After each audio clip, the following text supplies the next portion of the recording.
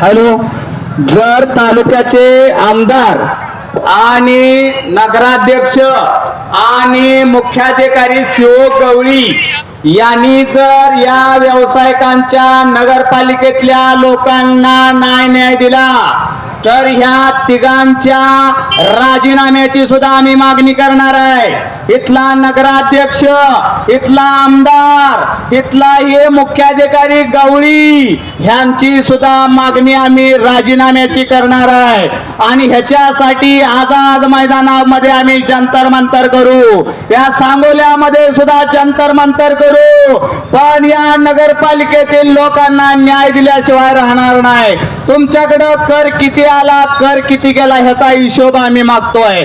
तुम्ही किती खाल्ले नाही हे आम्हाला माहित नाही, पण आम्हाला हिशोब पाहिजे। इथल्या भटक्या कुत्र्यांचं नियोजन झालं पाहिजे, इथल्या जे रेबीज जे रोग आहेत ह्याचं नियंत्रण झालं पाहिजे। हा CO नुसता उडवा उडवीची उत्तर देतो, आम्हाला तसली उत्तर नको आहे।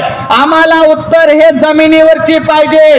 तुम्ही पाठ केल्यासारखं इथं येऊन बोलताय, आम्हाला उत्तर देताय, तसली उत्तर आम्हाला नको आहेत। तुम्हाला कुठल्या तुमच्या PAनं भाषण लिहून दिलेलं इथं आम्हाला बोलताय, हे आम्हाला नको आहे। आम्हाला स्वर्गवासी आबासाहेबांनी जशा प्रकारे न्याय देत होते अशा प्रकारचा या सांगोला नगरपालिकेमध्ये आम्हाला न्याय पाहिजे। मित्रांनो, आम्ही न्याय मागतोय, भीक मागत नाही, पण नगरपालिकेच्या समोर भीक मागून सुद्धा आंदोलन घ्यायला मित्रांनो कमी पडणार नाही। आमच्या मागण्या पूर्ण करा, नाहीतर तुमच्या खुर्च्या खाली करा, नाहीतर तुमच्या खुर्च्या खाली करा, आणि नाही तुमच्या खुर्च्या जर खाली करायला लावल्या तर अवलाद सांगणार नाही शेतकऱ्याची। मित्रांनो, धन्यवाद।